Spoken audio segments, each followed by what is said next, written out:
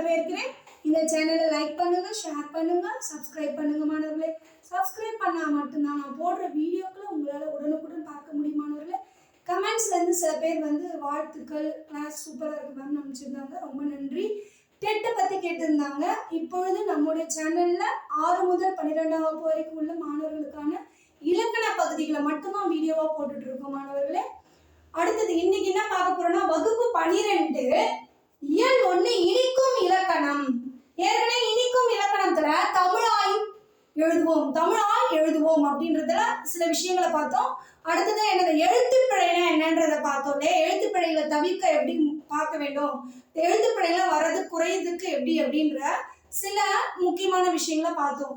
இன்று என்னன்னா லகர விதிகள் சில. இந்த லகரமும் வந்தா என்னென்ன விதிகள் அப்படின்றத பார்க்க போறோம். வேற்றுமை புணர்ச்சியில் அப்படின்னா வேற்றுமை புணர்ச்சினா என்ன? இரு சொற்கள் சேரும் பொழுது அதாவது நிலைமொழி வருமொழி நம்ம ஏற்கனவே படிச்சிருப்போம். நிலைமொழியும் வருமொழி இணைவதுதான் புணர்ச்சி என்பர் அப்படின்னு சொல்லியிருப்போம். நிலைமொழியும் வருமொழியும் இரு சொற்கள் இணையும் பொழுது வேற்றுமை எத்தனை வகைப்படும்? 8 வகைப்படும் இல்லையா? முதல் வேற்றுமை, இரண்டாம் வேற்றுமை, மூன்றாம் வேற்றுமை, நான்காம் வேற்றுமை, ஐந்தாம் வேற்றுமை, ஆறாம் வேற்றுமை, ஏழாம் வேற்றுமை, எட்டாம் வேற்றுமை. முதல் வேற்றுமைக்கும் எட்டாம் வேற்றுமைக்கும் உறுப்பு கிடையாது. மற்ற இருக்கிற எல்லாத்துக்குமே ஐ, ஆல், கூ, இன், அது, கண் இருக்கு இல்லையா? இந்த சொற்கள் வெளிப்பட்டோ, அதோட உறுப்புகள் வெளிப்பட்டோ அல்லது மறைந்தோ வந்தால்தான் அது வேற்றுமை புணர்ச்சி. இப்ப வேற்றுமை புணர்ச்சியில நகரத்தை அடுத்து அப்படின்னா நிலைமொழினா கல் கூட்டல் சிலை அப்படின்னு இருக்குன்னா இது நிலைமொழி இல்லையா? இது வருமொழி. இது நிலைமொழி, நிலையா இருக்கிறதால இது நிலைமொழி. அதனோடு சேர்கிறது வருமொழி அப்படியா? நிலைமொழியோட இறுதி எழுத்து வருமொழியோட முதல் எழுத்தும் சேர்வதுதான் இணைவதுதான் புணர்ச்சின்னு சொல்றோம் இல்லையா? வேற்றுமை புணர்ச்சி இது எப்படி? கல் கூட்டல் சிலை அப்படின்னா வேற்றுமை புணர்ச்சினா கல்லால் ஆன சிலை, ஆன அப்படின்ற கல்லால் ஆள் அப்படின்றது வருது இல்லையா? அது மூன்றாம் வேற்றுமை இருக்கு. அதனால இது வேற்றுமை புணர்ச்சி. கல் கூட்டல் சிலை அதாவது வேற்றுமை புணர்ச்சியில நகரத்தை அடுத்து வல்லினம் வரின். வல்லினம்னா என்னது? கசட தவற அதுல சா இல்லையா? வல்லினம் வரின் இந்த நகரமானது ரகரமாக மாறும். இந்த நகரமானது ரகரமாக வரும். கல் கூட்டல் சிலை கற்சிலை. அதே மாதிரி கடல் கூட்டல் கரை கடற்கரை.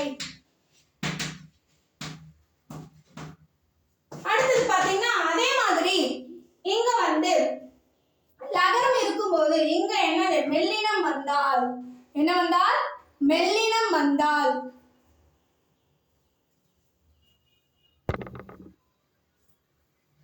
அதே மாதிரி லகரத்தை தொடர்ந்து வருமொழியில என்னது?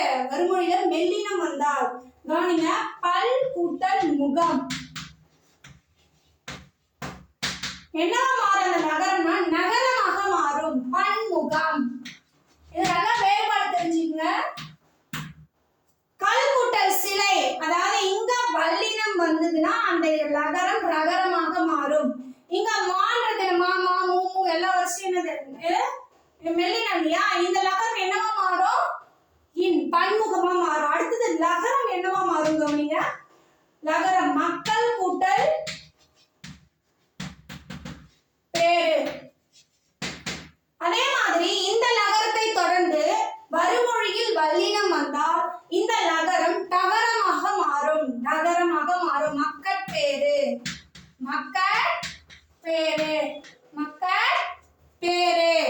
அடுத்தது நாள் கூட்டல் மீன். இப்ப அதே மாதிரி இந்த லகரத்தை தொடர்ந்து என்னது? மெல்லினம் வந்தால் இந்த லகரம் நகரமாக மாறும். நான் மீன். இதான் வேறுபாடு. அதாவது லகரம் வந்தால் இங்க வந்ததுன்னா ரகரமாக மாறும். இங்க என்னவா மாறுது? அதே வல்லினம் வந்தா இங்க டகரமாக மாறும். இங்க மெல்லினம் வந்தா அது 2 ஸ்ரீ நகரமாக மாறும். இங்க வந்ததுன்னா 3 ஸ்ரீ மாறும், நகரமாக மாறும்.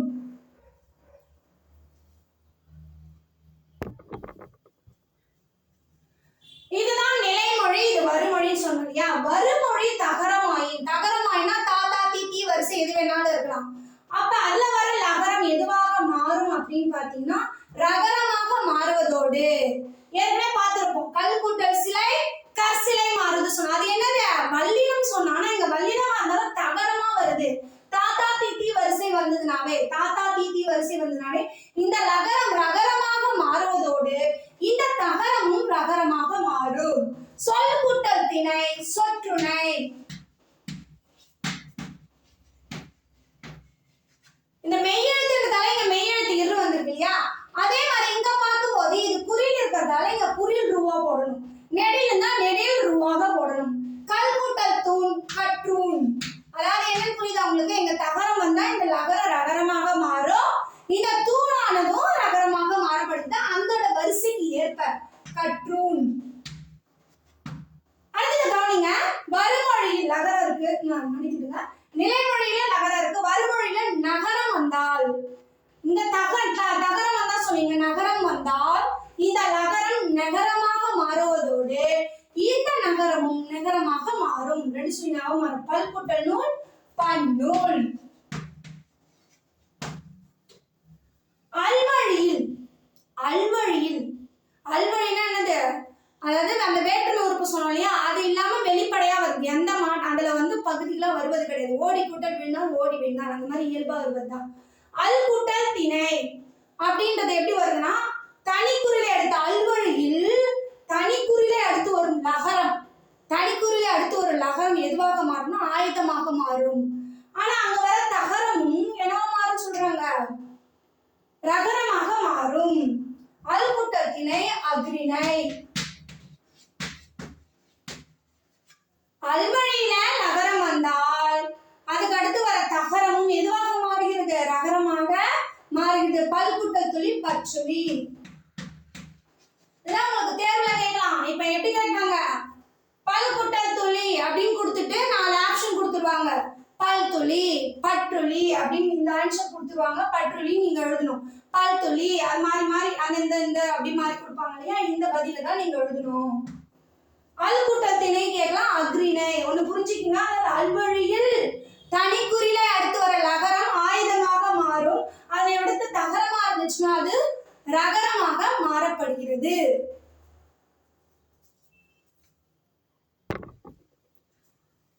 இப்ப அடுத்தது பாத்தீங்கன்னா இயக்குனர் என்பதை எழுதுவதே சரி.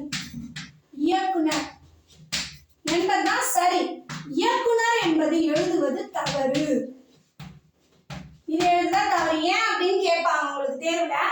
இயக்குனர் இயக்குனர் ஏன் அப்படின்னா இயக்கு, ஓட்டு, அனுப்பு, பெரு. நம்ம எழுதியிருப்போம் விடுமுறை விண்ணப்பத்துல அனுப்புனர் பெறுனர் அப்படிலாம் எழுதும்போது இந்த நாளா போடணும், இந்த நாள் அதாவது தன்னகர நாளா போடணும், ரன்னகரனா போடக்கூடாது சொல்லிருப்பேன். ஏன் தன்னகரனான்னு சொல்றேன்னா தாவுக்கு அடுத்து வர்றதால அது தன்னகரனா, ரென்னகரனா ராவுக்கு அடுத்து வர்றதால அது ரென்னகரனா. இந்த வேறுபாடு தெரிஞ்சு நம்ம உச்சரிக்கணும். அதே மாதிரி இது நம்ம படிக்கும் போதே தன்னகரனா ரென்னகரனான்னு படிச்சுட்டீங்கன்னா ஓரளவுக்கு அந்த ஒலிப்பு முறையும் தெளிவாக தெரிய வேண்டும். நகரம் நகரம் அப்படின்றது இல்லையா. அடுத்தது ஓட்டு அனுப்பு பெரு முதலான இதெல்லாம் வினைகள், நம்ம செய்யற வேலையை குறிக்குது. இயக்கம்னா இயக்கிறது இல்லையா, ஓட்டு அனுப்பு பெரு இதெல்லாம் வந்து ஒரு வினைகள். அந்த வினைகள் என்னது, பெயரிடை நிலையான இந்த என்னும் எழுத்தை பெற்று இந்து குட்டலா என்பதை பெற்று ஓட்டுனர், அதான் அங்க இயக்குனர் அனுப்புனர் அடுத்தது பெறுனர் அப்படின்றத பெறுகின்றது. அடுத்தது பாத்தீங்கன்னா உறுப்பினர், குழுவினர், ஊரினர். இதெல்லாம் பாத்தீங்கன்னா உறுப்பினர் குழுவினர் ஊரினர் இல்லையா, இதெல்லாம் வந்து பெயர் சொற்கள். இவன் என்னன்னா உறுப்பு குழு ஊர் அப்படின்ற அந்த சொற்கள் இருக்கின்றது இல்லையா, அதுல இன் என்னும் சாரியை பெற்று முடிந்துள்ளன. இன் என்னும் சாரியை பெற்று முடிந்துள்ளன. இது வந்து வினையா இருந்ததால அது வந்து பெயரிடை நிலையான இந்த என்ற எழுத்தை பெற்று அது முடிஞ்சிருக்கு. இது எல்லாமே பெயர் சொற்கள் தான். பெயர் சொற்களா இருந்த பொழுது அது என்ன, இன் என்னும் சாரியை பெற்று முடிந்துள்ளன.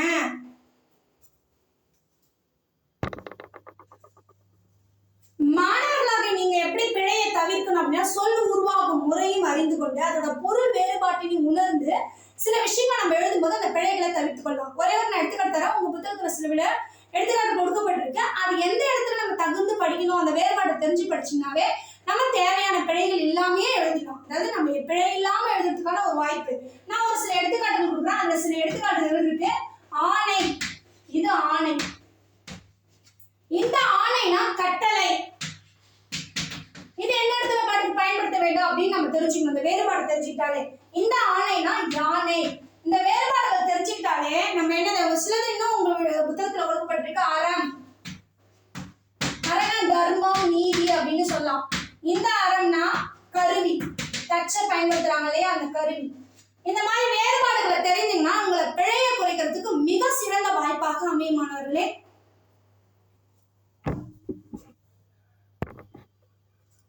இப்ப இது உங்களுக்கு பிழையை தவிர்க்க சில குறிப்புகள். தமிழ்ல எழுத்து பிழை என்று எழுதுறதுக்கான சில முயற்சிகள் அப்படின்னு ஒரு வினா உங்களுக்கு தேர்வுல கேட்பாங்க.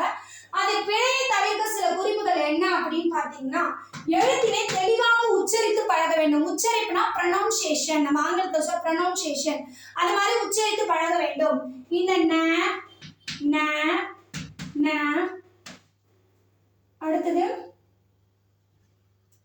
லா லா ரா, அடுத்தது ரா ரா. இந்த எழுத்துக்களுடைய ஒலிப்பு முறையும் நம்ம நன்கு தெரிந்து கொள்ள வேண்டும். ஒலித்து பழக வேண்டும், பயிற்சியை எடுத்துக்கொள்ள வேண்டும். அதே மாதிரி இந்த தமிழ்ல எழுத்துக்கள் வரும் இடத்தையும் அதோடைய பொருள் ஏற்படும் பொருள் மாற்றத்தை ஏற்படுத்துவதையும் நாம் உணர்ந்து கொள்ள வேண்டும். பொருள் மாற்றத்தையும் உணர்ந்து கொள்ள வேண்டும். இவற்றை ஒலிக்கும் போது நம்ம வேறுபாடு தெரிந்து ஒலிக்க வேண்டும். இந்த தமிழில் எழுத்துக்கள் வரும் முறையும் அவை ஏற்படுத்தும் பொருள் மாற்றத்தையும் அறிந்து பயன்படுத்த வேண்டும் இந்த எழுத்துக்கள். அதே மாதிரி நம்ம ஒரு எழுத்தை பழக எழுதும் போது நம்மளுடைய வாய் விட்டோ அல்லது மனதுக்குள்ளே உச்சரித்து எழுத வேண்டும். அதாக வேகமாக எழுத முயல்வதை குறைத்து கொள்ள வேண்டும். வேகமா எழுதத்தாலே நமக்கு பிழை வரும். அடுத்தது பாத்தீங்கன்னா கே கே கோ கோ ஆகிய கொம்புடைய எழுத்துக்கள்ல எது குறில் நெடில் என்ற வேறுபாடு தெரிஞ்சு நம்ம புரிந்து அறிந்து எழுத வேண்டும். அப்பதான் அதுக்கு பிழை வகுக்கும். இப்ப பாத்தீங்கன்னா இங்க கெண்டின்னு எழுத சொல்றாங்க. அப்படின்னா கெண்டினா என்னது, அந்த டீயோட ஊத்துவாங்க இல்லையா, அதான் கெண்டி.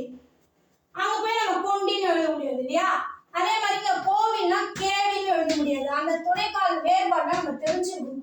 அதை வச்சுதான் அவங்க சொல்றாங்க இந்த ஒற்றை கொம்பு இரட்டை கொம்பு வேறுபாடு, குறில் நெடில் வேறுபாடு, இதெல்லாம் தெரிஞ்சுக்கிட்டீங்கன்னா நீங்க உச்சரிக்கும் போதே சரியாக உச்சரிங்கன்னா அந்த பிழை இல்லாம நம்மளால எழுத முடியும் மாணவர்களே. இந்த பிழை இல்லாம இருக்கணும்னா தமிழ்ல ஒரு சில பிழைகளால் தான் மதிப்பெண் குறையும். அந்த பிழைகள் இல்லாம நம்ம எழுத முயற்சி செய்யணும்னா கண்டிப்பாக முயற்சியும் பயிற்சி இருந்தால் நீங்க முழு மதிப்பெண் எடுப்பதற்கான வாய்ப்பு இருக்கு மாணவர்களே. இது உங்களுக்கு தேர்வுல இந்த வினாக்களை கேட்பாங்க. அதுக்கு என்னென்ன உச்சரித்து பழக வேண்டும், அதுக்கப்புறம் என்னென்னலாம் சொன்னோமோ அதெல்லாம் நீங்க படிச்சுங்க மாணவர்களே. நன்றி மாணவர்களே.